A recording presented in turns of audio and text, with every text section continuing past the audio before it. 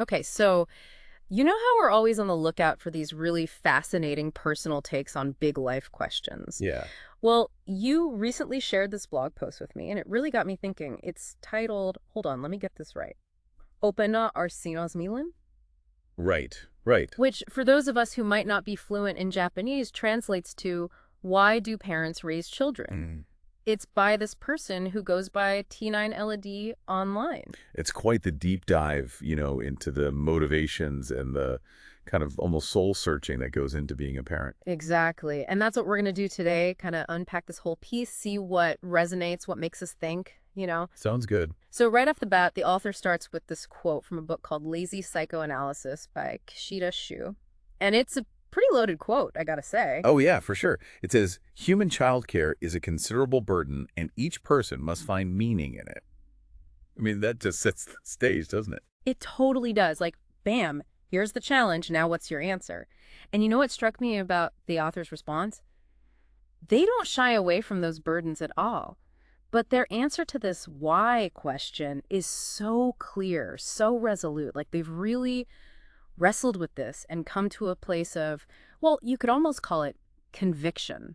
And it's a really personal answer, too. Mm. One of the main things they talk about is this idea of redoing unmet needs, Yeah. from their own childhood experiences. Yeah, it's like taking those moments where they felt unheard, misunderstood, even kind of dismissed as a kid. Right, those times when their doubts and dissatisfactions weren't taken seriously by the adults around them. Exactly. And using parenthood as this opportunity to, I don't know, almost like rewrite those experiences in a more positive way. There's definitely an element of that. The author even uses the word experiment at one point. Yeah. Like they're consciously trying to do things differently with their son, avoiding repeating those negative patterns. It's fascinating, right? Because it raises all these questions about how our own past shapes the way we approach parenting. I mean, I think a lot of us can relate to that feeling of not being fully understood as kids. Oh, absolutely. And this author is so upfront about how that's driving their choices as a parent. And here's where it gets even more interesting. They're very honest about the fact that there's a degree of self-satisfaction in this for them. Yeah, that part really jumped out at me too. Like, they're not pretending it's all about the kid. Right, but then they go on to say that there's nothing wrong with that. Yeah, it's like this refreshingly honest take on parental motivation. And what's really cool is they tie that self-satisfaction to a larger idea. They talk about how by giving their son a better experience, they're kind of contributing to a better future, not just for him, but in this ripple effect kind of way for the world. I love that. It's like that image they use of casting a tiny stone into the water. Each small act of good parenting having this wider impact. It's a hopeful thought, isn't it? It is. And, speaking of how they interact with their son, one thing that really stuck out to me was how they describe their responses to his questions. They often answer spontaneously rather than overthinking every word. That's interesting. You'd think with all this conscious effort to do things differently, they'd be meticulously planning every interaction, right? You would. But they actually emphasize that these immediate responses are deeply tied to their own, as they put it, unrewarded feelings from the past. Oh, I see. So it's not just about being off the cuff. It's about those unprocessed emotions from their childhood coming through in those moments. Exactly. And that takes us back to their frustration with not feeling truly heard as a child, even when they tried to get advice. Like that example they give about going to their uncle for guidance and always getting the same response. What was it? Your parents are also trying their best. It's like a classic, well-intentioned, Yeah. but totally unhelpful platitude. And the author makes such a good point. Like, as a kid, you just want someone to actually listen to your specific problem, not give you some generic feel-good answer. And it's interesting how that experience seems to have shaped this really strong value for them. They say, always focus on the content, no matter who's saying it. That's really powerful, especially in the context of raising a child. It's like a commitment to truly hearing your child's concerns and taking them seriously, regardless of whether you agree with them or not. Right. And it's like this direct counterpoint to their own experience where the focus was shifted away from what they're actually trying to say.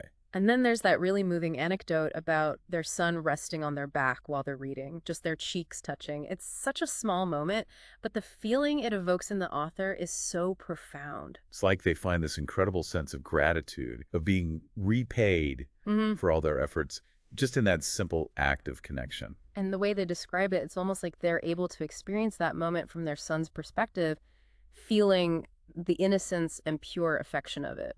It's a beautiful example of empathy and just finding joy in those everyday moments. And you know what really gets me?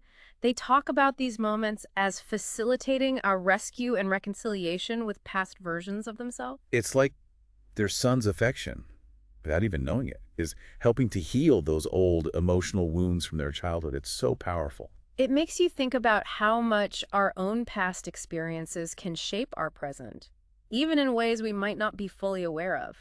But then looking ahead, they acknowledge that there will be challenges, especially as their son enters adolescence. Yeah, they're not shying away from the potential for conflict there. But even in anticipating those difficulties, they still see opportunity. Right. They even talk about how they want to face those challenges head on without immediately seeking outside help. And it's not about being stubborn or anything. They see it as another chance for personal fulfillment, another way of being repaid, as they say. Yeah, it's about their own growth as a parent, their ability to navigate those more complex parent-child dynamics.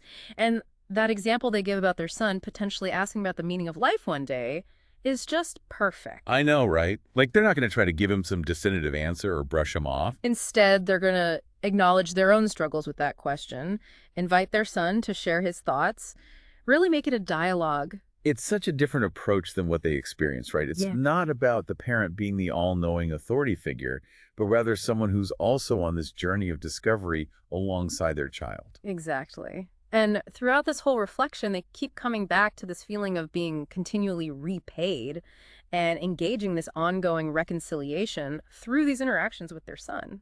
It's like for them, it's not a one-way street at all. It's a deeply reciprocal relationship where both parent and child are growing and evolving together. And then there's this incredibly powerful statement towards the end where they talk about feeling allowed to raise their son. I remember that. It's not false modesty or anything. It's like this profound sense of gratitude and responsibility. It's like they're acknowledging the immense privilege and trust that comes with being a parent. Yeah, and they clearly don't take it lightly. And in the end, they actually describe their entire experience as a positive redoing of life. Like they're finding healing and resolution for past hurts through their son's growth and development. And ultimately, they express this deep, heartfelt gratitude, saying they feel lucky that their son was born and came into their lives. It's such a beautiful human ending to this really thoughtful reflection on parenthood. Yeah, it really gives you a different perspective on the whole thing. It's not just about the sacrifices or the responsibilities. It's about the potential for immense personal growth and even healing along the way. So to sum it all up, the big takeaway for me is that for this parent, raising a child is inextricably linked to their own personal journey of healing, validating past experiences, and reconciling with their own history. It's a pretty powerful idea, right? It really is. Yeah. And it makes you think about your own life, your own experiences, like what past experiences, what unmet needs might be subconsciously influencing the way you approach relationships or even just the way you see the world. It's like, it's not just about parenting, it's about how our past continues to shape us in all sorts of ways. Right. And it makes you wonder, what would happen if we all took some time to really explore those unrewarded feelings, as the author put it? What kind of growth and understanding might come out of that? It's definitely something to ponder. It is. And that's what we're all about here, right? Getting those brain gears turning, thinking about things from new angles. Couldn't have said it better myself. So until next time, keep those deep thoughts flowing. See you then.